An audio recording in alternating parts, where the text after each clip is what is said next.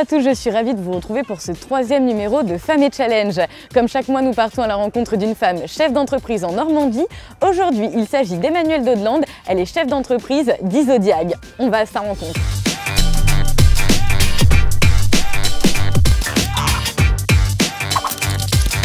Bonjour Emmanuelle. Bonjour, tu vas bien? Ça va et toi? Bah super. Merci de nous recevoir. De rien. Alors d'abord, j'aimerais savoir ce qu'est Isodiag. Eh bien, Isodiag, c'est une entreprise de diagnostic amiante, fibres céramiques réfractaires et plomb. Principalement, on travaille pour les professionnels, les industriels, donc équipements industriels, bâtiments industriels, terres polluées, enrobés routiers. On fait également du prélèvement d'air pour recherche d'amiante dans l'air. Et puis on accompagne nos clients dans la gestion de la problématique amiante parce qu'ils ne savent pas toujours s'y prendre quand ils se trouvent confrontés à une pollution. Et donc on intervient sur des avant-démolitions, des diagnostics avant-démolition de sites pollués, sites et sols pollués, et puis sur des avant-travaux pour des grands industriels français ou grosses entreprises qui ont un patrimoine immobilier important. D'accord, donc tu es dans un environnement très spécifique. J'aimerais savoir du coup comment tu t'es retrouvée à la tête de cette entreprise. Eh ben, j'ai repris l'entreprise de mon père, qui l'a créée lui en 2003 avec ma maman. Super, ben, j'aimerais que tu me parles de ça plus en détail. On va dans ton bureau? Pas de souci, je te suis.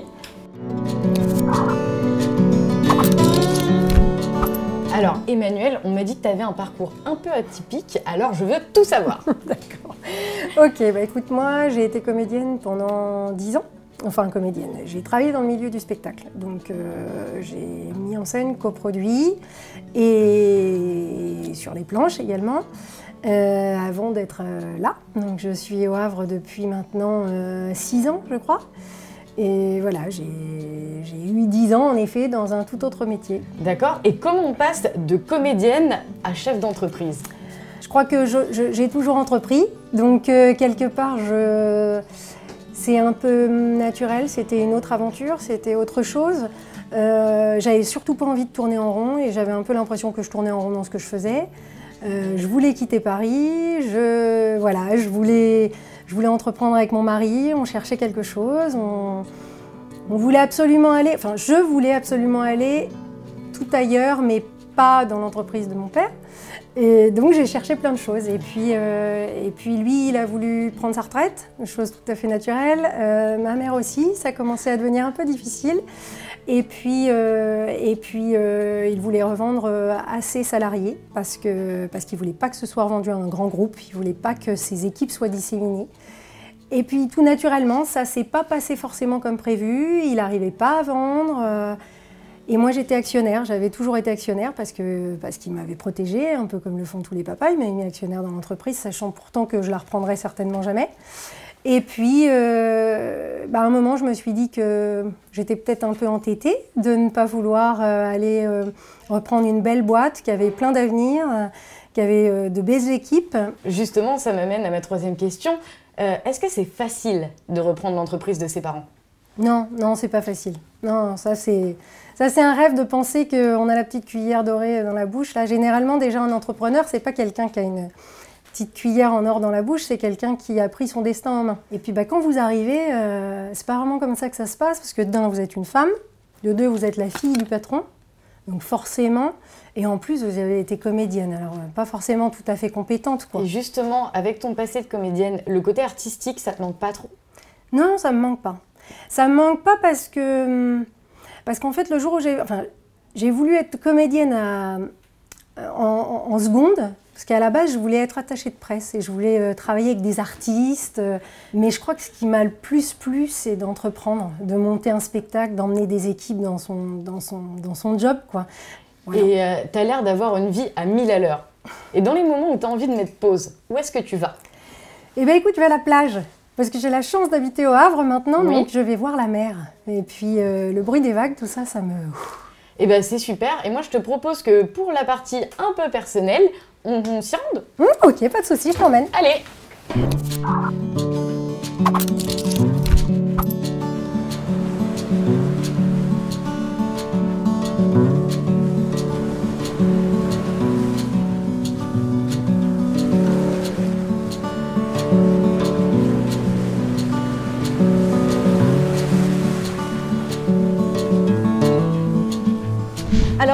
Angèle, j'aimerais savoir pourquoi tu nous as emmenés dans cet endroit en particulier. Eh bien écoute, depuis que je suis au Havre, franchement, s'il y a un endroit où je me ressource, c'est la plage.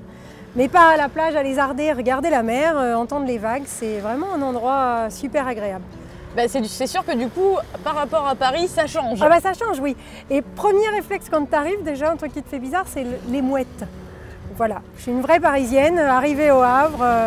Voilà. Et du coup, si je t'ai emmené dans un cadre que tu aimes bien, c'est pour qu'on puisse parler plus en profondeur de ton ressenti en tant qu'entrepreneur. Alors j'aimerais savoir ce qui t'a paru le plus difficile pour en arriver là. Le plus difficile, je crois que c'est trouver ma légitimité.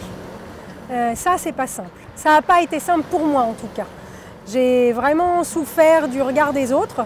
Et je ne me suis pas du tout fait accueillir comme je devais me faire accueillir. Et ta légitimité plutôt en tant que femme entrepreneur ou plutôt en tant que fille d'eux? Fille d'eux. D'accord. Pas femme, homme, femme. T'as pas ressenti Non, pas particulièrement. Mais en tant que fille d'eux et aussi ancienne comédienne parisienne. Je suis arrivée avec mon mari qui lui travaillait dans une toute autre industrie, dans un grand groupe, et on a été un peu fichés d'entrée de jeu. Et puis je pense que les gens avec qui on devait s'associer ne nous ont pas forcément fait venir pour les bonnes raisons. Donc ça a vraiment été difficile parce qu'on a repris l'entreprise avec mon mari. On a eu une grosse période de déstabilisation. On n'a pas pu s'associer avec les gens avec qui on devait s'associer. Et là, on a remonté les manches. Et l'objectif principal, là, c'était plus entreprendre, c'est sauver les emplois. Et dans ce cas-là, c'est un vrai challenge économique et tu as la fierté après de te dire excuse-moi mais on l'a fait quoi. Et le gros mot viendrait bien avant, tu vois. On l'a fait à deux. Tu parlais de mon mari tout à l'heure, on l'a fait l'un avec l'autre, comme ça on n'aurait pas pu le faire sans ça. Et on a sauvé 20 emplois, on est 22 aujourd'hui dans l'entreprise se porte bien et on a conservé de gros clients. Donc voilà, aujourd'hui la fierté elle est là. Voilà. D'accord. Et du coup, j'avais une question à te poser parce que toi, elle prend tout son sens. Parce que déjà, tu es une femme. Parce qu'en plus de ça, tu as repris l'entreprise de tes parents, mais aussi tu travailles avec ton mari. Alors, comment tu fais pour réussir à te trouver du temps libre dans tout ça? C'est pas trop compliqué d'allier tous ces domaines? Ça dépend si temps libre, tu entends sans enfant et sans mari. Non, mais moi j'adore travailler avec mon mari, donc du temps libre, oui j'en ai du temps libre. On bosse beaucoup, c'est vrai, on rouvre souvent le PC le week-end ou à la maison, mais on a un petit garçon qui comprend que pour qu'on fasse plein de choses chouettes ensemble, il faut qu'on passe ce temps-là et c'est allier l'envie d'entreprendre, le besoin de faire de belles choses avec du temps pour nous et on en a, oui. Et sur tout ce que tu m'as raconté, j'ai l'impression que la ténacité est une qualité qui a un rôle important pour toi. Est-ce que tu peux m'en dire plus? Oui, je crois que je suis tenace.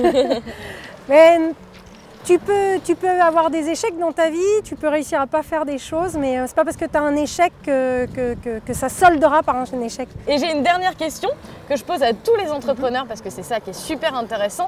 Quel conseil tu donnerais à ceux qui nous regardent et qui voudraient se lancer? Entourez-vous bien, surtout. N'écoutez pas le premier venu, faites-vous votre idée et faites-vous confiance. Voilà. Merci Emmanuelle. C'est sur ces mots que se termine ce numéro de #Femme Entrepreneur. On se retrouve très bientôt pour un autre. D'ici là, n'hésitez pas à nous suivre sur les réseaux sociaux. À très bientôt.